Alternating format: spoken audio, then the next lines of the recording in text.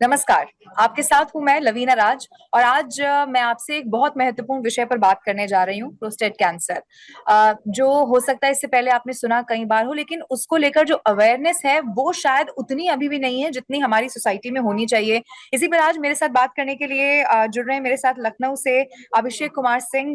Doctor Abhishek Kumar Singh director है medical and इमेटो oncology Lucknow से। Sir, बहुत स्वागत है आपका। Thank you so much. And it's Abhishek a good ji, initiative that you have started something to educate people. So that's the good initiative. And उसमें आपकी बहुत जरूरत आज हमें होगी। आप अपने एक्सपीरियंस से आज बता पाएंगे जो दर्शक हमारे साथ जुड़ रहे हैं। सर, सबसे पहले क्योंकि मैं इसी के साथ शुरुआत करना चाह रही हूँ, इसकी बेसिक जानकारी मैं चाहती हूँ। आप बड़ी सरल भाषा में जो लोग इस वक्त हमारे साथ जुड़े हैं उन्हें बताइए कि जो प्रोस्टेट कैंसर है वो आखिर है क्या। मतलब इसको अगर मैं भी आपसे सरल भाषा में समझना चाहूँ तो। सो प्रोस्टेट एक तरह की ग्रंथि है जो कि हमारे ब्लैडर नेक के पास होती है। तो मेल्स के अंदर जो यूरिनरी ब्लैडर होता है, पेशाब की थैली होती है, उसके हम्म। नेक के पास में एक वॉलनट शेप का ये ग्रंथि होता है, जिसका जो जो मेन फंक्शन है वो ये है कि वो एक तरल पदार्थ बनाता है जो कि ओके। जो स्पर्म के साथ में मिक्स करके और सीमेन बनाते हैं। एंड स्पर्म के फ्लो के लिए वो ज्यादा जरूरी होता है।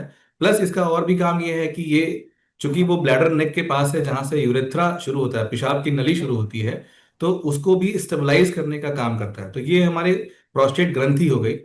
हम्म। हर एक मेल के अंदर, हर एक मर्द के अंदर ये जो ग्रंथि है वो 60 साल के बाद उम्र में, जब किसी की उम्र 60 साल से ऊपर होती है तो इस हम्म। ग्रंथि का बढ़ना तय है, वो बढ़ता है, साइज उसका ओके। इंक्रीज होता है। मतलब लेकिन सब में ही होगा। सब में ही होता है।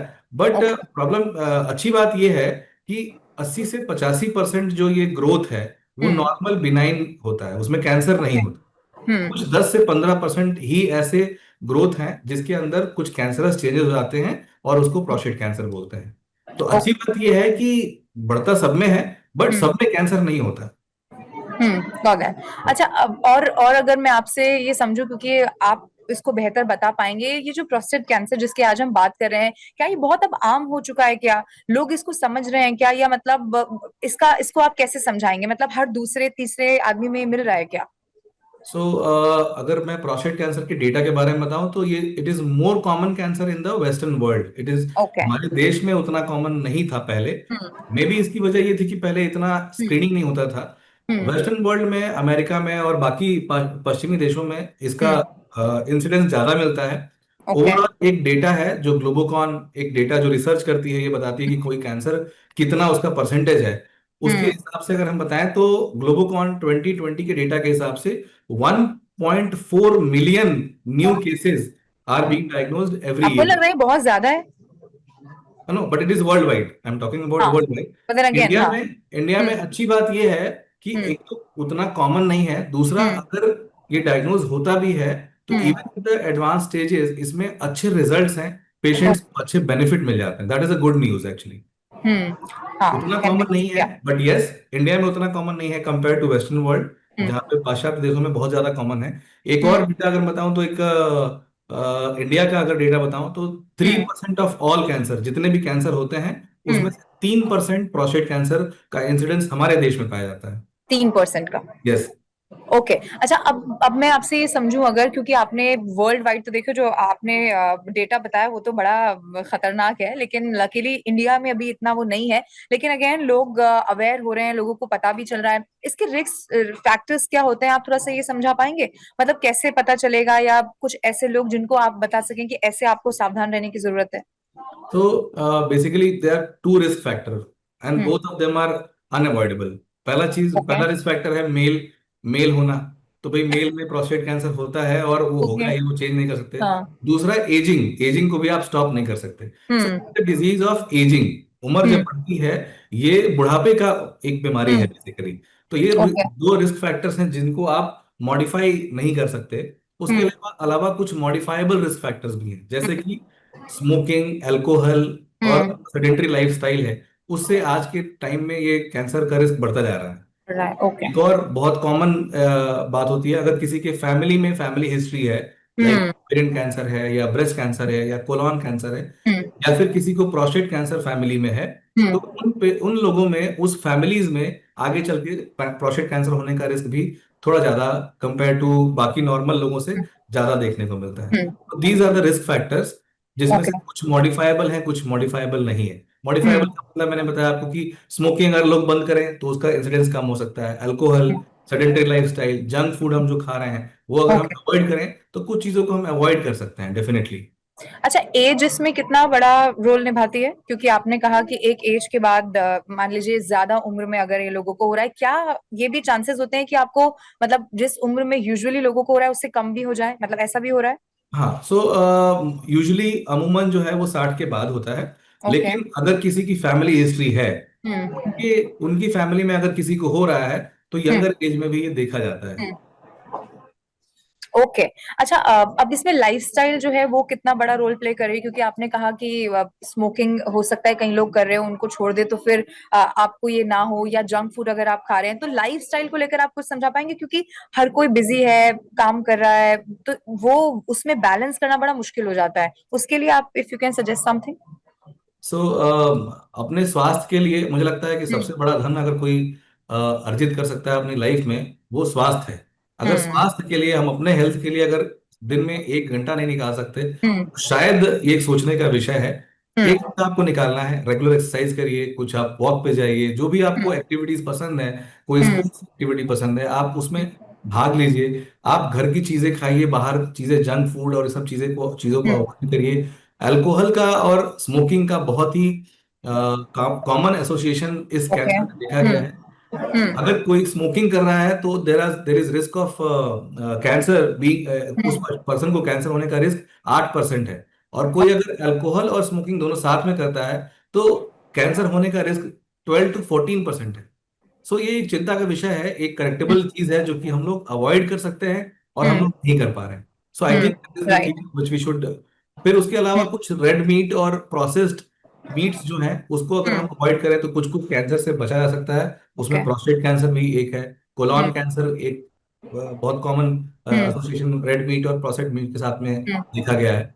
तो ये कुछ ओके। लाइफस्टाइल चेंजेस हैं, अगर हम हम्म। कर पाए तो शायद कुछ इंसिडेंसेस हम कम कर सकते हैं। डेफिनेटली, और मुझे पूरा यकीन है जो आप बता रहे हैं वो लोगों को बहुत हेल्प करने वाला है, क्योंकि इसको लेकर अवेयरनेस धीरे धीरे अब लोगों में बढ़ रही है, और आपको सुनने के बाद और ज्यादा बढ़ने वाली है, मुझे ये उम्मीद है। अच्छा, मैं आपसे समझना चाहती हूँ कि आपने कहा कि कई बार ये रिस्क भी होता है कि आपके फैमिली में अगर किसी को रहा है तो आपको उसमें हो सकता है। तो मुझे बताइए कि मान लीजिए कि किसी के फादर को रहा हो, तो क्या उसको खुद का टेस्ट कराना चाहिए, या फिर उसको आने वाले समय के लिए वेट करना चाहिए कि भाई उम्र वहां तक पहुंच जाएगी तब हम देखेंगे, या वो करा लेना चाहिए? इसको लेकर अगर आपको सजेस्ट कर पाए। तो जो वेस्टर्न कंट्रीज के बारे में मैं बात कर रहा था, हम्म। पश्चिमी देशों में, हम्म। वहां पे ये स्क्रीनिंग प्रोटोकॉल में आता है। अगर कोई किसी की उम्र 50 साल से ऊपर है तो हम्म। साल में एक बार उनको पीएसए, एक सिंपल ब्लड टेस्ट होता है जिसको हम लोग ओके। बोलते हैं पीएसए, हम्म। प्रोस्टेट स्पेसिफिक एंटीजन टेस्ट, और हम्म। एक डिजिटल रेक्टल एग्जामिनेशन जो ओके। रेक्टल के रास्ते से एक बार कोई ट्रेंड जो फिजिशियन होते हैं वो उसको एग्जामिन करते हैं कि प्रोस्टेट का साइज या कुछ उसकी इरेगुलरिटी को फील करते हैं। So okay. That is there screening programme में, वो ऑलरेडी इनरोल्ड है, ऑलरेडी वो हम्म। रिकमेंडेड है उनके गाइडलाइंस के हिसाब से। हम्म। क्योंकि इंडिया में अभी उतना कॉमन नहीं देखा गया है, नहीं। तो अभी हमारे कुछ स्क्रीनिंग प्रोटोकॉल्स नहीं है। But okay. Usually what we recommend is कि anybody who is of age 50 plus, they hmm. Should for PSA testing and at okay. Least once ultrasonography and digital rectal examination by clinician. तो ये हम्म। चीजें करनी चाहिए। किसी को अगर positive family history है तो हम्म। उनको 50 ईयर्स का वेट नहीं करना है, दे शुड स्टार्ट पहले करा। Screening before that. So almost forty okay. 45 years की एज में ही दे शुड बी मतलब स्क्रीनिंग का हम्म। प्रोसेस शुरू करना चाहिए। सर, आपने भी देखा होगा, और मुझे पूरा यकीन है कि आप अपने आसपास ऐसे लोगों को जानते होंगे, जब तक कि कुछ प्रॉब्लम नहीं होती वो डॉक्टर के पास नहीं जाते। फुल बॉडी चेकअप अब धीरे धीरे सोसाइटी में आम हो रहा है, लोग करा रहे हैं, इनफैक्ट अब तो लोग अपने पेरेंट्स का भी कराते हैं, लेकिन अभी भी उतना आम नहीं है। तो इसीलिए मैं आपसे समझना चाह रही हूँ, जब हम प्रोस्टेट कैंसर की बात करें तो कुछ ऐसे शुरुआती लक्षण हो सकते हैं क्या, कि अगर वो फील हो रहे हैं तो फिर एक अलार्मिंग सिचुएशन हो सकती है कि अब आपको सावधान हो जाना चाहिए? सो अनफॉर्चुनेटली जो अर्ली प्रोस्टेट कैंसर है हम्म। उसमें कोई सिम्टम्स बहुत कॉमनली नहीं मिलते हैं, that is one hmm. Unfortunate thing. But हाँ। अगर बहुत कोई अगर अपने लिए कॉन्शियस है तो कुछ हम्म। कुछ सिम्टम्स हैं जो कि अर्ली वार्निंग साइंस के रूप में आप अपने दर्शकों को मैं बताना चाहूंगा कि जैसे कि कोई किसी को यूरिन पास करने में दिक्कत आ रही है, रात में ज्यादा पेशाब करने जाना पड़ रहा है, बार बार जाना पड़ रहा है, हाँ। और शुगर नहीं है उनको, हम्म। या शुगर है भी तो शुगर कंट्रोल है लेकिन बार बार उनको नाइट में यूरिनेशन के लिए जाना पड़ रहा है, okay. And they are having difficulty in passing the urine, और they are having the weak stream of urine, मतलब कि जो पेशाब की धार है वो अच्छी हम्म। नहीं हो रही है मेल्स में, हम्म। या फिर किसी को ब्लड अगर आ रहा है यूरिन के अंदर या सीमेन के अंदर, हम्म। उनको भी इसके बारे में सतर्क रहना चाहिए। That can be a sign कि आपको इवैल्यूएशन की जरूरत है। अगर किसी को बार बार यूरिनेशन है, specially hmm. At night, they are the signs. Advance stage में अगर बीमारी पहुंच गई तो हम्म। डिस्टेंट मेटास्टेसिस अगर किसी को है, किसी को बोन में मान लीजिए डिजीज पहुंच गई, ऐसा हम्म। बहुत कॉमनली होता है कि ओके। हमारे देश में लैक ऑफ अवेयरनेस की वजह से 60% जो कैंसर पेशेंट हैं वो हम्म। लेट स्टेज में पहुंचते हैं। तो हम्म। उन कुछ बैक पेन हो रहा है, किसी ने उनको ऑर्थोपेडिक सर्जन ने देखा और देखा कि भाई इसमें कुछ एमआरआई में हम्म। उनको कुछ गांठ दिख रही है वहां पे, हम्म। उन्होंने फिर जांच पड़ताल आगे करी तो पता लगा कि एक प्रोस्टेट का कैंसर है और जो ओके। कि हाँ। Bone right. में पहुंच गया। तो हम्म। किसी किसी को बोन पेन होना, या कहीं मान हम्म। लीजिए पेट के अंदर और जगह पहुंच गया हम्म। तो भूख कम लगना या पेट में दर्द होना, ये हम्म। सब सिम्टम्स एडवांस स्टेजेस में जनरली देखने को मिलते हैं। To okay. समराइज, शुरुआती दौर में लक्षण नहीं होते हैं, फ्रीक्वेंट यूरिनेशन, बार बार यूरिन जाना, धार कम होना पेशाब हम्म। का, पेशाब में या ब्लड सीमन में ब्लड हम्म। आना, ये सब अर्ली वार्निंग साइंस के रूप में देखे जा सकते हैं। अच्छा, अब क्योंकि आपने लक्षण भी बता दिए कि अगर ऐसा हो तो आपको अब सावधान हो जाने की जरूरत है। अच्छा, इसके इलाज की भी मैं आपसे अब और समझना चाहती हूँ अच्छे से। पहले तो आप मुझे यही समझाइए, जो प्रोस्टेट कैंसर है, क्या वो पूरी तरह से खत्म किया जा सकता है क्या? मतलब किसी में हो गया तो क्या चांसेस हैं कि अब खत्म हो जाएगा कैंसर? अगर प्रोस्टेट के कैंसर जो हैं अगर हम्म। शुरुआती दौर में पता लग गए, हम्म। शुरुआती दौर का मतलब मेरा ये है कि if it is limited to prostate only, it has not spread okay. To anywhere else in the body, hmm. सिर्फ प्रोस्टेट के अंदर ही अगर डिजीज है तो हम्म। उसको पूरी तरह से ठीक किया जा सकता है, उसको हम्म। क्योर किया जा सकता है। हम्म। और अच्छी बात यह है कि हम्म। जो मैंने सिम्टम्स अभी बता रहा था मैं, तो उसमें हम्म। सारे सिम्टम्स कॉमन, जो जो जो ज्यादा कॉमन एटियोलॉजी है जो कि हम्म। नॉन कैंसरस है, जिसको हम लोग हम्म। बीपीएच बोलते हैं, बिनाइन राइट। प्रोस्टेटिक हाइपरप्लेसिया, हम्म। वो भी सिम्टम्स वैसे ही आते हैं, लेकिन अगर इवेल्युएशन से पता लगा कि कैंसरस नहीं है तो उसमें सिर्फ एक गोली से ही पेशेंट को ठीक रखा जा सकता है। जिसको ओके। कैंसर हो गया और हम्म। कैंसर जो है वो सिर्फ प्रोस्टेट के अंदर लिमिटेड है, तो उसको सर्जरी के द्वारा या फिर रेडिएशन के द्वारा पूरी तरह से क्योर किया जा सकता है। इवन इफ इट इज, अगर ये शरीर में कहीं और भी स्प्रेड हो गया है तो अच्छी बात ये है प्रोस्टेट के अंदर कि it is a kind of slow growing tumour होता है, ये धीरे धीरे बढ़ने वाला कैंसर है। इवन स्टेज 4 में भी दवाइयों की मदद से इसको बहुत अच्छे तरीके से कंट्रोल किया जा सकता है। So okay. That is the good part of this disease per se, if I have to tell you. और हम्म। बाकी ये तो मतलब क्योरेबल है if it is limited to the prostate. Okay doctor Abhishek, क्योंकि जब हम कैंसर के लिए सुनते हैं या ट्यूमर के लिए, इससे पहले हमने सुना है तो हमने कई सारी इलाज का, अगर प्रोसेस की बात की जाए तो हमने कीमोथेरेपीज के बारे में सुना है। अगर हम प्रोस्टेट कैंसर का इलाज अगर आपसे मैं समझना चाहूँ तो वो प्रोसेस क्या होता है, मतलब कैसे किया जाता है? सबसे पहले चीज तो हम लोग जैसे कि किसी को अगर सस्पेक्ट कर रहे हैं कि प्रोस्टेट हम्म। कैंसर है, तो उसमें हाँ। हम लोग सबसे पहला टेस्ट कराते हैं जो पीएसए मैंने बताया, वो एक ब्लड का हम्म। टेस्ट होता है। ओके। उसके बाद से उसको हम लोग एग्जामिन करते हैं कि अगर कुछ हम्म। इरेगुलरिटी है तो उसमें हम लोग बायोप्सी का प्लान करते हैं। But hmm. Before biopsy we do a MRI. MRI करके ये देखते हैं कि डिजीज का फैलाव कैसा है, and then okay. We do a biopsy. Biopsy is very important test, जो कि मैं इस प्लेटफॉर्म के माध्यम से आप सब लोग को और बाकी लोगों को ये बताना चाहता हूँ कि हम्म। प्रोस्टेट, कोई भी बायोप्सी का नाम आते ही लोग डर जाते हैं, वो कहते हैं कि हम्म। भाई बायोप्सी होगा तो बीमारी हमारी फैल जाएगी, राइट। जैसे ही कोई हम्म। चाकू लगेगा, कोई छुरी लगेगी तो हमारी बीमारी फैल फैल जाने वाली है। ये हम्म। बहुत बड़ी भ्रांति है जो कि हम सबको अवेयर करके ही हटा पाएंगे। So okay. पहला टेस्ट है, हम लोग करते हैं बायोप्सी। बायोप्सी में एक बहुत ही इंपॉर्टेंट फैक्टर होता है, प्रोस्टेट के दो लोब्स होते हैं, दोनों लोब्स में से हमको छह छह कोर लेने होते हैं, छह हम्म। कोर राइट से, छह कोर लेफ्ट से। और हम्म। उसके आधार पे प्रोस्टेट की बायोप्सी में एक स्कोरिंग बनाते हैं, उसको हम लोग बोलते हैं ग्लीसन स्कोरिंग।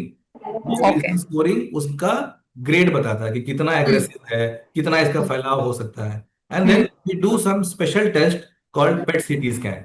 और जो ओके। प्रोस्टेट कैंसर के अंदर हम लोग टेस्ट करते हैं पेट स्कैन, उसको हम हम्म। लोग बोलते हैं पीएसएमए पेट स्कैन। वो प्रोस्टेट स्पेसिफिक मेम्ब्रेन एंटीजन को आइडेंटिफाई करता है, and it hmm. Be very specific and it tell us क्या इसका स्टेज है।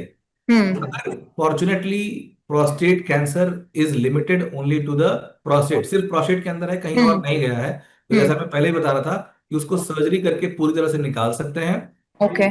कोई सर्जरी नहीं कराना चाहता है, उसमें हम्म। हम लोग रेडिएशन दे करके भी उसको पूरी तरह से ठीक कर सकते हैं। ओके। अगर अनफॉर्चुनेटली डिजीज कहीं और स्प्रेड हो गई है, तो जो प्रोस्टेट कैंसर है उसको हम लोग स्टेज 4 का नाम देते हैं। एंड हम्म वो स्टेज 4 में भी उसको हम लोग एक हार्मोन थेरेपी से बहुत अच्छे तरीके से उसको कंट्रोल कर सकते हैं। वो हार्मोन थेरेपी हम्म किसी किसी पेशेंट में मंथली इंजेक्शन के रूप में लगाते हम्म। हैं, किसी किसी पेशेंट में 3 मंथली लगाते हैं। और ये हार्मोन थेरेपी बहुत अच्छे से डिजीज को कंट्रोल कर पाता है। कुछ हम्म। पेशेंट्स में हमें इसके साथ में एक टैबलेट भी खिलानी पड़ती है, जिसको हम लोग अच्छा। एंड्रोजन रिसेप्टर इनहिबिटर बोलते हैं। वो हम हम्म लोग इसमें देते हैं एक टैबलेट के रूप में। कुछ हम्म कुछ पेशेंट ऐसे होते हैं जिनमें हम लोग को कीमोथेरेपी देने की भी आवश्यकता होती है। So hmm. It is all depending on the stage, the grade and the patient fitness and the condition पे। Disease has spread. ओके। अच्छा, अब क्योंकि हम इसके इलाज की बात कर रहे हैं, एक ना टर्म हमेशा से सुना जाता है, एक्टिव सर्विलांस। इसका मतलब आप समझा पाएंगे, इसका मतलब क्या होता है? सो ये बहुत ही स्पेसिफिक होता है प्रोस्टेट कैंसर के लिए स्पेशली। हम्म। जिस पेशेंट को disease is limited, only limited to the prostate, and उसका जो ग्लीसन स्कोर आया, उसका ग्रेड ग्रुप लो रिस्क में आया, तो ओके। उन पेशेंट में तुरंत से ट्रीटमेंट शुरू करने की बजाय हम लोग हम्म उसको फॉलोअप में रखते हैं। हम्म। और उसको हम लोग नाम देते हैं active surveillance. Active active. Surveillance जितना सुनने में आसान लग रहा है, उतना हम्म। ही डिफिकल्ट है। इसलिए ये कैसे? तो उसमें पेशेंट जो है मोटिवेटेड हम्म होना चाहिए कि भाई हम्म ऐसा ना हो कि हमने उनको कहा कि आपको 1 महीने के बाद दिखाने आना है, हम आपको हम्म चेक करेंगे, और हम्म। वो फिर वो 3 महीने के बाद आए, 6 महीने के बाद आए।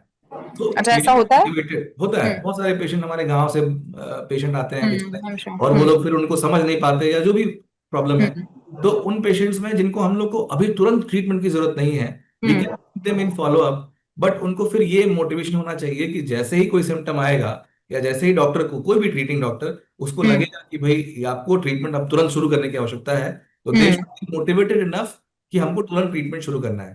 तो हम्म। हम लोग बोलते हैं वेटफुल वॉचिंग। वेटफुल वॉचिंग का मतलब है कि हम एक्टिव हैं, हम okay.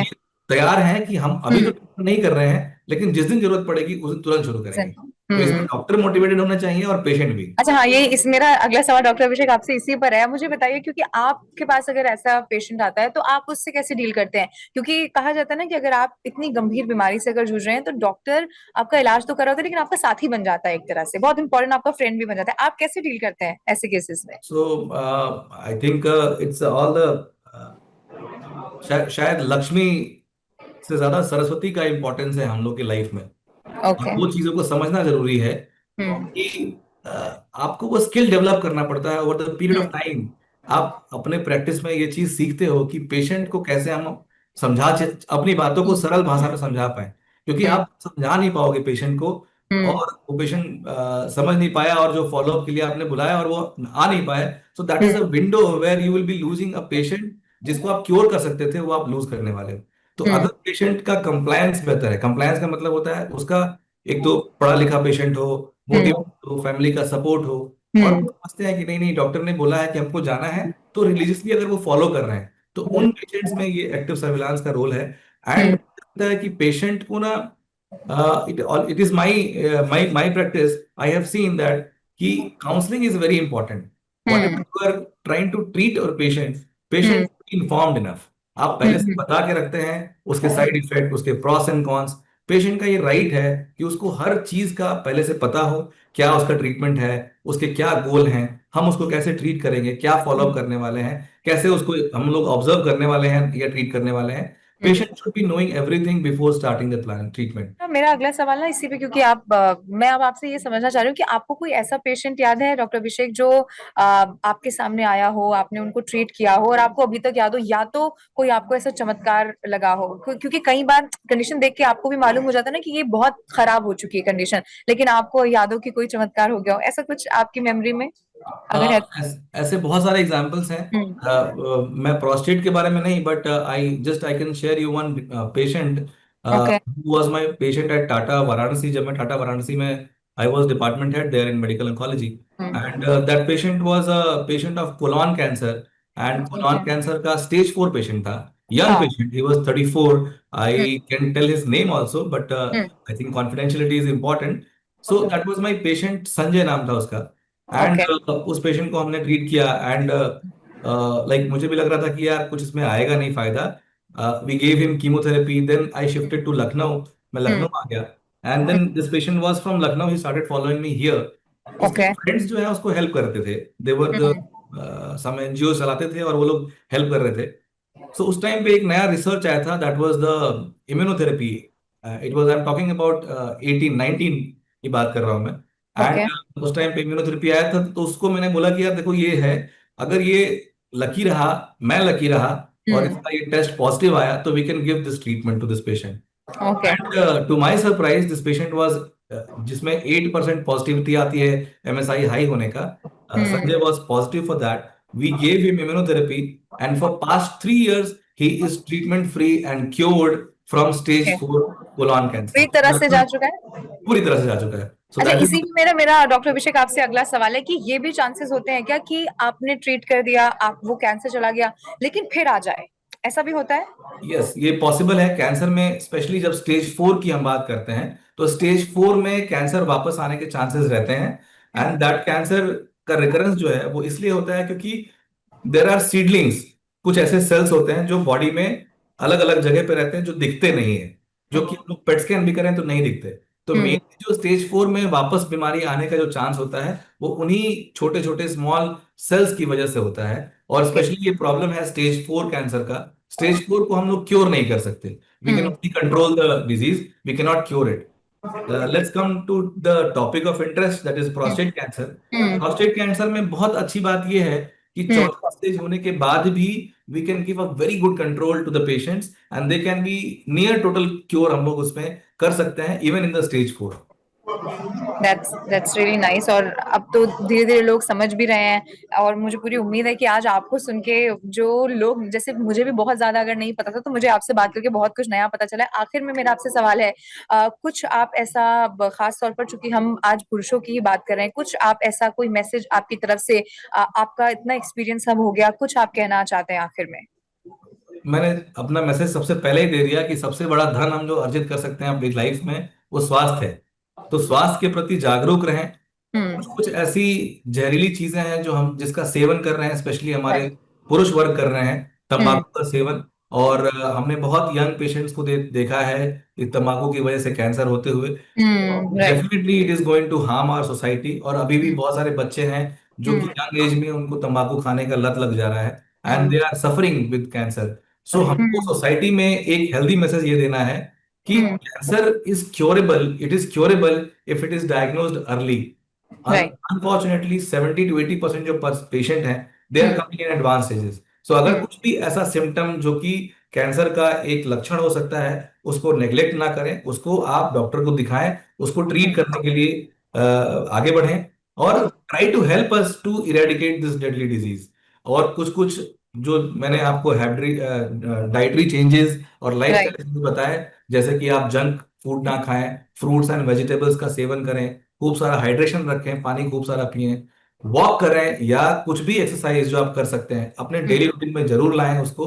And please stop taking alcohol and tobacco, they are that's really definitely doing. Important. Yes. So that is the only message I want to give to all the viewers, and that is all I have to tell.